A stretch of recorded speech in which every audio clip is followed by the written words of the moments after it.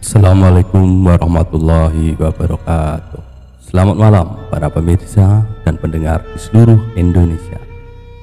Jumpa lagi dalam Jagat Horor dengan sebuah cerita berjudul Keris Naga Wulung. Kiriman cerita dari Bapak Pitoyo.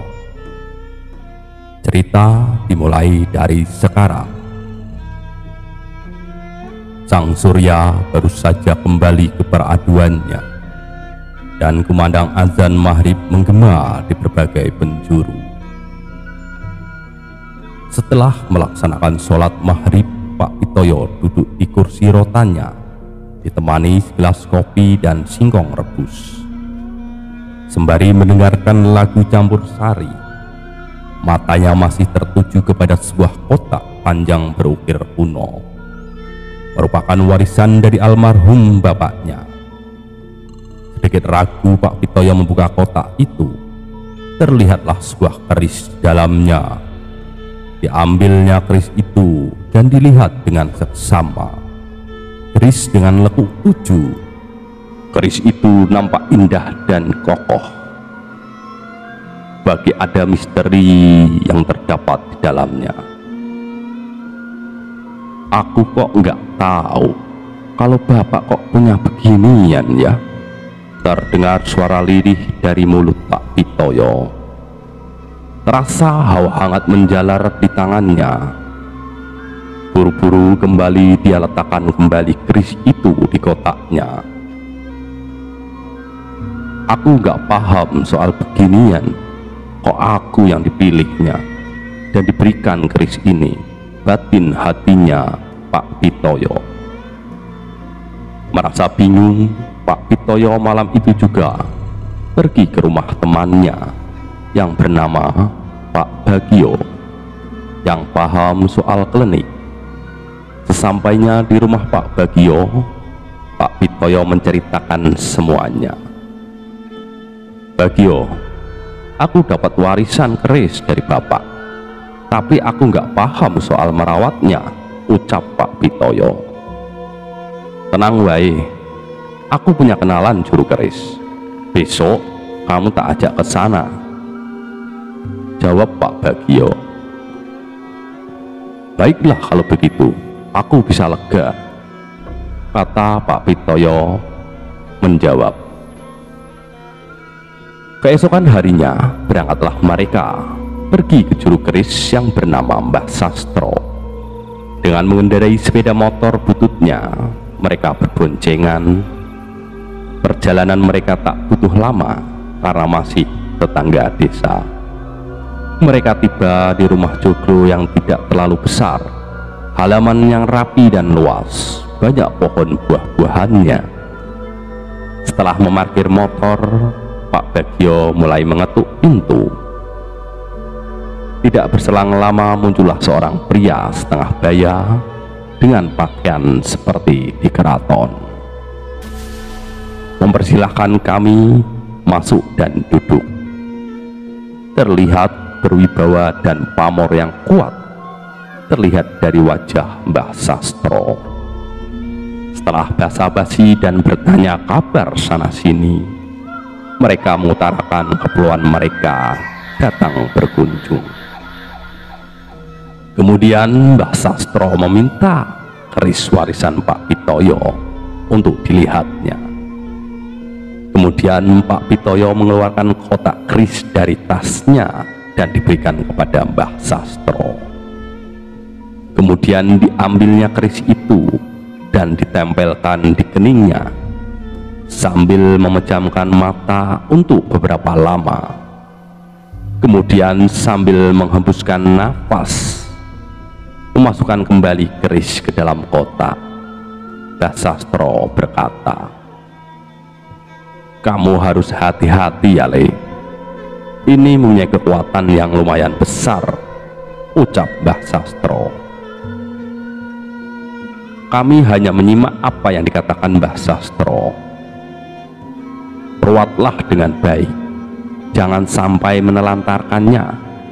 Dan pada setiap Selasa Kliwon atau Jumat Kliwon, cuci dengan kembang setaman dan berikan minyak cendana, dan balut dengan kain mori. Jangan pernah lupa atau melupakannya ya Le, ucap Mbah Sastro kembali. Pak Pitoyo bertanya, kegunaannya apa Ibu Mbah?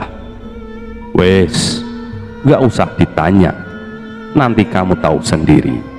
Kalau memang waktunya ketemu bakal ketemu, dan kalau belum waktunya ketemu juga belum bisa ketemu. Pak Pitoyo tidak bisa memahami dan paham yang dibicarakan Mbah Sastro. Setelah pulang dari rumah Mbah Sastro, Pak Pitoyo melakukan apa yang disarankan Mbah Sastro. Setiap sebulan sekali di hari Selasa Kliwon atau Jumat Kliwon, Pak Pitoyo merawat keris peninggalan ayahnya. Keris itu ia mandikan dan diberi minyak cendana dan dibalut dengan kain mori putih, sebagaimana pesan Mbah Sastro. Kemudian dia taruh dalam lemari di dalam kamarnya. Dalam kehidupan, lupa itu sering terjadi dan lumrah apa adanya. Dan kadang kelebihan uang dan kekurangan uang juga sudah biasa. Seperti hari ini, sudah menginjak Selasa Kliwon, sudah waktunya merawat keris. Keasikan bekerja, Pak Pitoyo lupa dan gak sadar minyak cendananya sudah habis terpakai. Teringat sudah malam sudah larut, dan Pak Pitoyo pun tidak melaksanakannya malam itu untuk merawat kerisnya, dan ingin melaksanakannya nanti di malam Jumat Kliwon saja. Entah kenapa Pak Pitoyo di bulan itu kesulitan dalam mencari uang. Mau hutang, Pak Pitoyo malu, dan terlintas di pikirannya, besok sajalah, paling juga ndak apa-apa. Pak Pitoyo meremehkan pesan Mbah Sastro. Sebulan, 2 bulan, sampai 3 bulan, Pak Pitoyo tidak merawat kerisnya. Hari berganti hari, bulan berganti bulan. Tiap-tiap malam Pak Pitoyo merasa baik-baik saja, tidak ada apa-apa, tidak ada pertanda apapun. Tidur nyenyak sampai mendengkur, hingga Pak Pitoyo melupakan pesan dan tidak percaya tentang hal-hal gaib yang diceritakan Mbah Sastro. Hingga suatu hari pada malam Jumat Kliwon, akhirnya Pak Pitoyo menjadi percaya apa itu gaib dan horor, dan juga pesan Mbah Sastro. Malam itu Pak Pitoyo tidurnya merasa beda dengan malam-malam yang lalu. Hawanya terasa panas, perasaan tidak senang dan rasanya ingin marah terus, dan terdengar suara berisik dari dalam almari. Pak Pitoyo segera bangun dari tidurnya dan segera memeriksa lemarinya, tapi tidak ada apa-apa, dan terlihat kerisnya masih di situ. Kemudian Pak Pitoyo kembali melanjutkan tidurnya. Tidur miring tidak enak, menengadah juga tidak enak, mau tidur berdiri atau jengking apalagi tambah susah.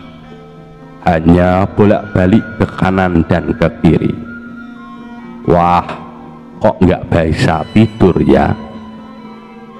Ternyata hari ini Jumat Kliwon, bisik Pak Pitoyo sambil melihat kalender di tembok kamarnya.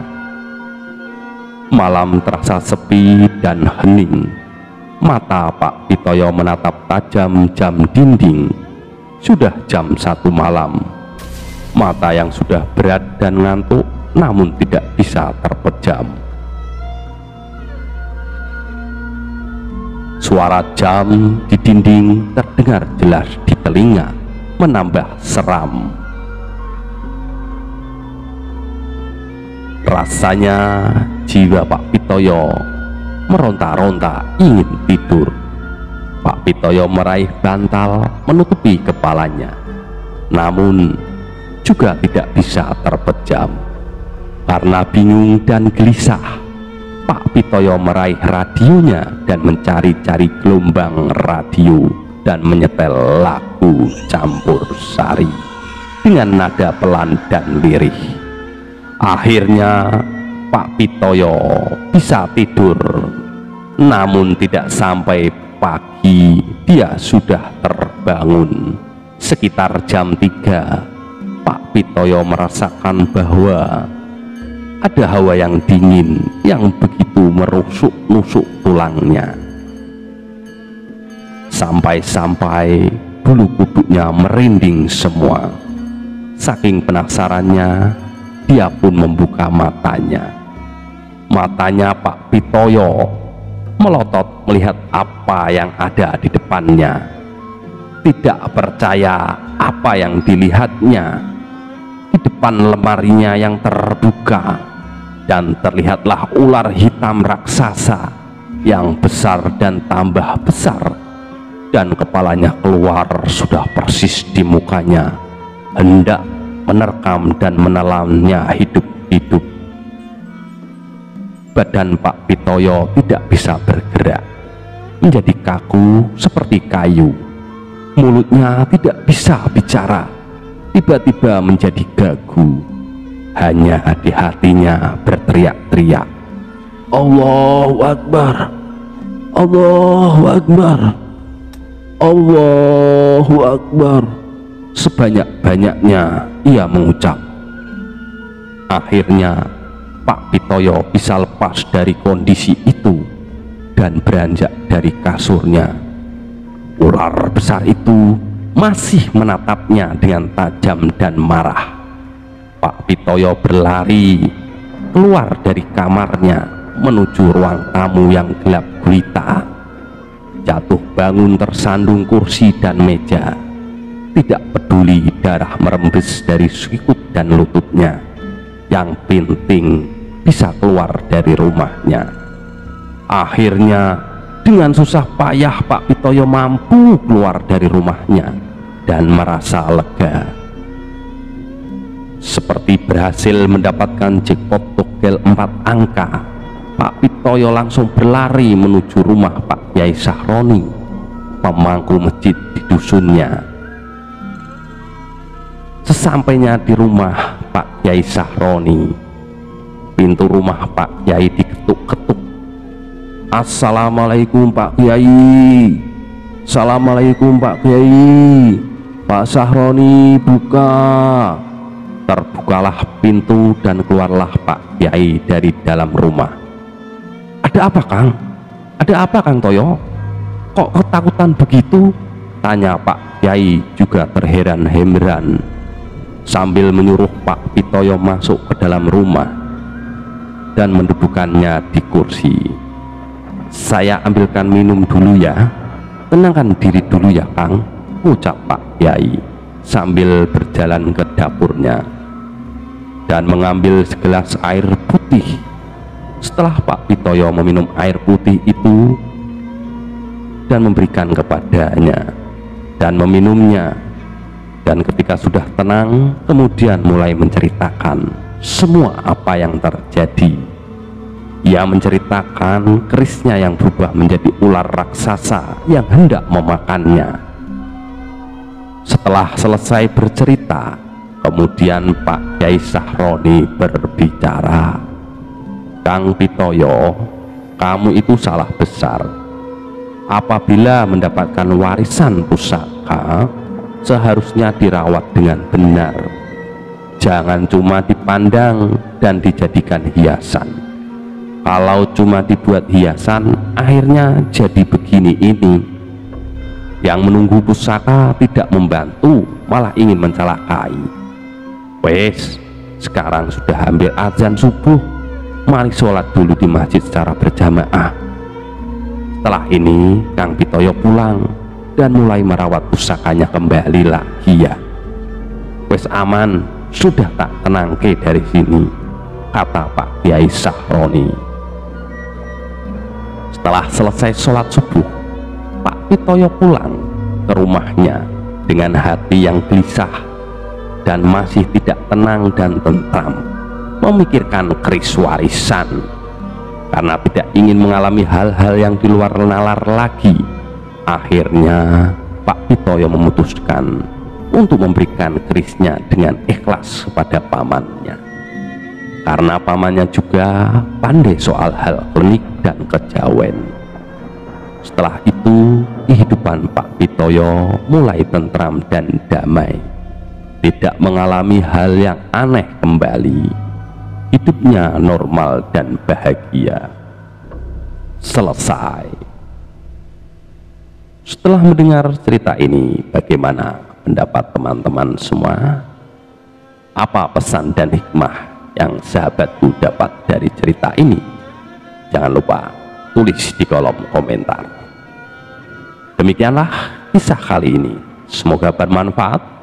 Saya beserta jajaran direksi yang bertugas pamit undur diri. Sampai jumpa.